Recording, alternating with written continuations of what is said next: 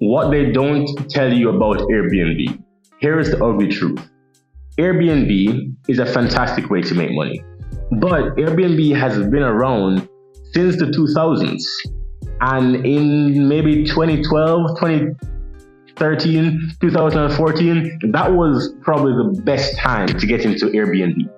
That was a fantastic time. Anything that you put on Airbnb made money, right? A room that had no light in it made money. An apartment with just some white paint made money. No design skill whatsoever. Those days don't exist anymore. You can't just put something on Airbnb and just expect it to make money, because today the customers that you are serving are a lot more educated. They expect a lot more. They're more nuanced. They're looking for experiences. So then when anyone puts advertising Airbnb, I will teach you how to make money from Airbnb. Quite simply, it's just not as easy today. So then if you're going to talk about the truth about Airbnb, should I get into Airbnb? I'm going to tell you the truth. It really does depend, and it's not as sure yes as it was 10 years ago. I've been in Airbnb for 10 years, so I can tell you it's really a good business opportunity. I've been doing it for a long time, and I've gotten to see the shift in Airbnb change, and it has made me a lot of money, millions actually. But what I will tell you is that Airbnb is not the same as it once was. So then, let me actually show you what's going on. Airbnb recently has made a push towards competing with hotels, right? Now, hotels, remember, they have these large buildings, especially this happened in New York. In New York, they banned Airbnb because hotels were getting killed. They were getting crushed by Airbnb, because then normally if you went to a hotel in New York, you had to pay maybe $300, $400, $500 for a night to stay in a one bedroom. But now you have these homes in New York that were not far away from the city that you can get for less than $100 a night. Airbnbs are crushing it. So then hotels could not compete. So then hotels went to the government and said, well, we need help, because if we're going to stay in business, we need to get rid of these Airbnbs. So that Airbnb ban in New York had absolutely nothing to do with the housing crisis, because this is how we know, since the Airbnb ban, rents have not gone down. Rents are still high, right? So then the truth about Airbnb right now is that even though people are going after Airbnb, Airbnb actually helps economies. Why? Because let's talk about an Airbnb. Right, I'm recording this from Brazil, and I have Airbnbs all over the world. So then in order for me to have Airbnbs all over the world, I need to give people jobs, good jobs, which means that one, I'm allowing people to come to a city that they would not have been able to otherwise come to if Airbnb didn't exist, because it's cheaper for them to stay in an Airbnb than a hotel. But also, people are being paid to clean, people are being paid to manage, right? People are being paid, interior designers, photographers, all these people have more work to do because Airbnb is in that local economy. And then when people come, those people eat at the local restaurants, they go to the local museums. This is more stimulation for that local economy, places that would not have otherwise people gone to, right? So, and then you can also think about places that typically don't have hotels, right? In the Midwest, for example, people go when they're going skiing, or just people who are going out to farms. If Airbnbs didn't exist there, hotels don't necessarily go there, because hotels tend to stay in the cities. So then now we have small towns in the middle of America who are benefiting from the presence of Airbnbs, finally, that has revived their local economy. So Airbnb is a good thing, and I will stand by that. Airbnb does make a difference, a positive difference in the globe for most people. Now, does it have some restrictions? Does it need some restrictions in some places? Absolutely. I agree with restrictions, because restrictions are actually the government saying, we want this to work, and here's how we think it can work. Restrictions are not anti-Airbnb. It's actually making Airbnb better for the customer, right? So I agree with restrictions. But here's what it is. If you have people going online now and they will say, start an Airbnb business, it's super simple. Just put something up, rent a one bedroom apartment, rent a two bedroom apartment, put it up, and you make a lot of money. That's not necessarily the case. And why that is because now Airbnbs are pushing towards families, because if hotels are going to compete with Airbnbs, then hotels can't necessarily host 6, 7, 8 people in one room. But you can have an Airbnb home that you can get for less than $200 a night versus a hotel room for that many people would probably cost you $1,000 a night. Airbnb can do that for far cheaper. Think about going to Disney, right? People go with their entire family, sometimes 15 people, and they want to rent a house. Renting a space for 15 people on Airbnb could be done for less than $500, maybe even less than $1,000.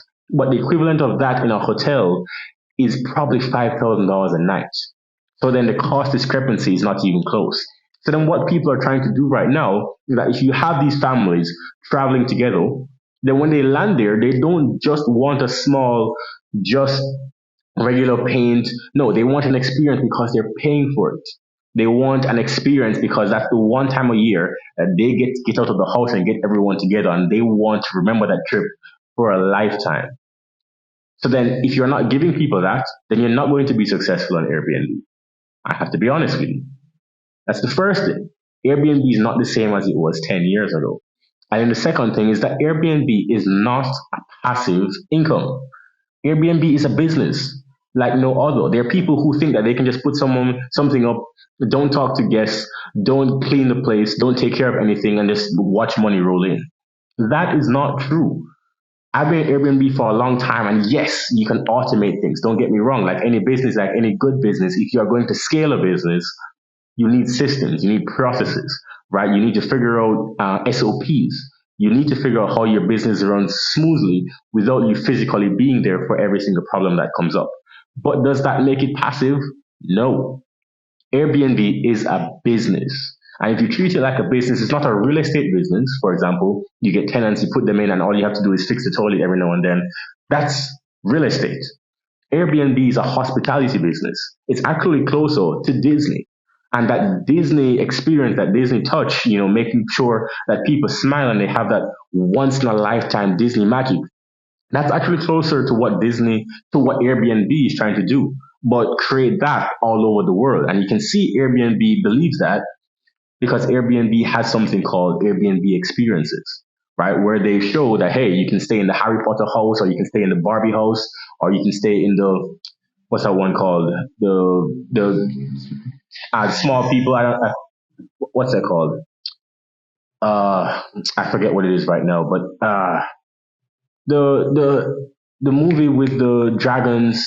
Well, if you remember, please in the comment, let me know. But they also have that one, the Hobbit. That's what it is. You can stay in the Hobbit place, right? So you can stay in these places because they are once in a lifetime Airbnb experiences. That's the point. And so just saying, if you are looking to start Airbnb, you have to put a lot of time, money, and it is a hospitality business, meaning that people want an experience. They want to call you, they want to talk to you, they want to feel like they're being serviced. If there's not someone in your business that can service the customers that are coming in, then you do not have a good Airbnb business. And very soon, the people that you are competing with who understand that you have to cater to people and people are emotional, those people will soon take your business because they're going to get better reviews. They're going to get more referrals and they will take your market share and they will drive you out of business. That's the truth about Airbnb. The last thing I will tell you about Airbnb is that Airbnb is not the entire industry, right? This is something that when most people start, they think that, it's just Airbnb and they have so many notions about Airbnb. But the idea of renting a space to someone who's traveling to town for a short term or a short period of time has been around since Jesus. Remember, in the Bible, they were traveling for taxes and they had to stay in a manger. They had to pay to stay in that manger. But I guess that was an Airbnb, right? They were staying overnight. They were trying to get off the road and they just found the place and they stayed there and, of course, gave birth to Jesus, right? But that wasn't the first Airbnb, if you think about it, right? Well, it wasn't the first, but I think you get what I'm saying. Airbnb is simply a platform that can facilitate that. And it's the biggest the world has ever seen, the biggest platform. But there are others, right? There is VRBO, there's Booking.com, there's direct to seller. You can form a website and you can have people send traffic from Google, send traffic from Instagram. You can also go viral on TikTok and get bookings that way, right? You can start a Google listing for your places and have people book directly from a website. there are so many other ways besides Airbnb to make money in the rental space. So it's not just Airbnb. And if you think about it as just being Airbnb, that might be misleading because you can also get bookings from so many other places too. So it's not just Airbnb. So the truth about Airbnb is that yes, Airbnb is the biggest. Yes, it's an amazing business, but it's not passive. It's not easy. It's not you just throw something up there and you just make a lot of money and then you can take a trip to Thailand and be in Brazil, right? It's not like that, right? It's a really good opportunity to enter a business that Airbnb has also entered, but the business existed before Airbnb. And if you do a really good job in this business, you can make a lot of money. If you are good with organizing, if you're good with systems, you're good with people, this is a great business for you. But then if you don't like people, there might be another business that's better, right? Perhaps Amazon FBA might be more suitable for you. That's totally fine. Perhaps learning how to trade and invest, which we talk about on this channel, would be better for you. But that's the truth about Airbnb. Still though, there is still opportunity to make a lot of money in Airbnb, and I would just change my terminology. There's a lot of money to be made in the rental space. There are different ways to do rental. For example, you can do the entire unit, you can do room by room, you can do boarding. If you're in a college town, college houses make a lot of money. You don't necessarily have to go the Airbnb route. But I can actually show you some of the ways that I've been able to transform because in different markets, we actually do different strategies. So we actually have a few tricks up our sleeve to make money regardless of where we are, which is why we can operate so widely in multiple different states and countries. If you're interested in that, send me a message, send me an email, or click the link in the I think the links on my on my YouTube. I have a few there. But regardless of that, I always thank you for watching. I will see you next time, and make sure you subscribe so you don't miss the next video. Love you all. Peace out.